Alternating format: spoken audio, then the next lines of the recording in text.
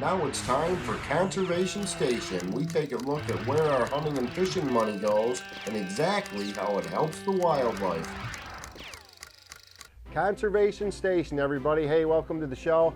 Today we're going to talk specifically about high-fenced hunting preserves. Just special for this discussion, I brought in Bill Richter. Kind of an outdoor legend. He probably doesn't even know it, but an idol of mine for a while. And before we talk about the preserves, Bill, can you tell me a little bit about the history? You've been in the outdoor industry for a long time, so. Well, started out basically in Alaska as a kid. You know, when I was up there, I was with outfitters all the time, and first got my license for flying when I was 16, and actually I was flying before that. There was no law. It was an unbelievable place. Completely different from what it is now. You were a pilot and a guide, yeah, right? Right. You actually guided Fred Bear at one point too, right? Yeah, a number of times. Of course, Fred Bear was a great hunter, but we could talk one-on-one, and he told me a lot of his experiences that you don't read in books. Sure, I bet it was awesome. Like I said, I'm envious from that standpoint. Yeah. Obviously, Yeah. Fred Bear, one of the fathers of archery as far as at least making it affordable and accessible for the everyday person. Wonders for our sport. Yeah. And again, from there though, after your career as a guide and bush pilot, you moved. How did you get back to Vermont, and where did the preserve come in? Alaska changed drastically with the oil business. It brought in a bad element of people that were not interested in game or conservation and that sort of thing, and they had no respect for it. But I decided to come back. So we acquired this land. When we started to advertise and so forth, we started to get people coming in, and these same people would come back every year. Yeah. Either once or twice a year. They had such a great time. They were not just novices. These people, well, some of these people hunted everywhere. Yeah. I mean, they were great shots. They grew up with a gun in their hands. Yeah, you know, that's it. I mean, these guys could shoot, but not everybody could. You have to read them for those that have got the experience and those that don't. Preserves in general, from an ethical standpoint, get a lot of pressure. And when I hear you talking like this is what I'm hearing is ethics, good ethics at that.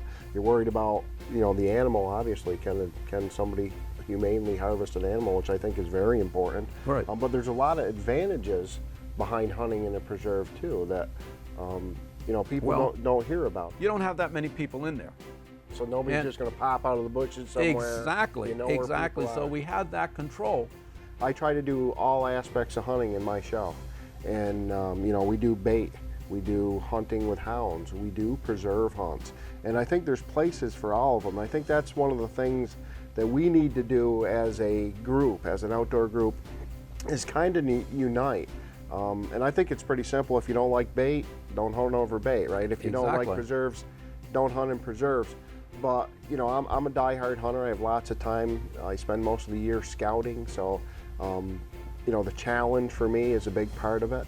But I do have that time, and who to say, you know, a businessman who only has a day or two, who am I to tell them that it's wrong for them to go to a preserve and shoot an animal? The big thing, Kevin, with a preserve, the game is there. Opportunity is Okay. there. Right, yeah. I'm not saying that everybody that came to our preserve got an animal, Right. because that didn't always happen. Yeah. But, Well, I think that opportunity is important. but the especially for opportunity kids. is there. At least seeing game. It's not always about shooting game. Right. But at least if you're seeing wildlife, it makes for a great hunt. And it's the same perspective. Why do we go to the Milk River and hunt white-tailed deer? Because of opportunity, right? Because that's where the big bucks are, and there's a lot of them. That's why we you know, you go to Florida to hunt alligators, because that's where the alligators are. That's right? where they are. The thing is, a lot of times, we have enough acreage there where a lot of times you wouldn't even see the fence. You wouldn't even be conscious of a fence being there, because a lot of times you wouldn't see a fence except when you go in and you go out. I think that fence is what gives it a bad name too, but in reality, the fence isn't there to keep the animals in. It's more there to keep the bad elements out, right?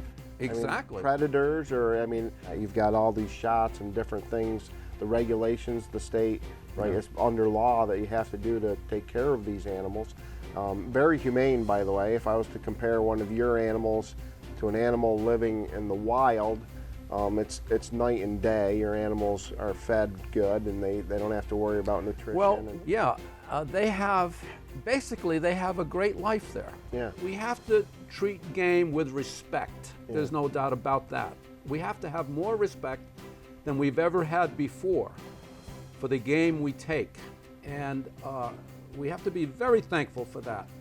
and thankful that in this great country of ours that we're able to do this, that the average man can go out and hunt it. I appreciate you coming in and taking time. It was okay, a pleasure. Kevin. And Right. everybody, thanks for tuning in. Let's get back to our wild boar hunt with Easton View Outfitters. Thanks.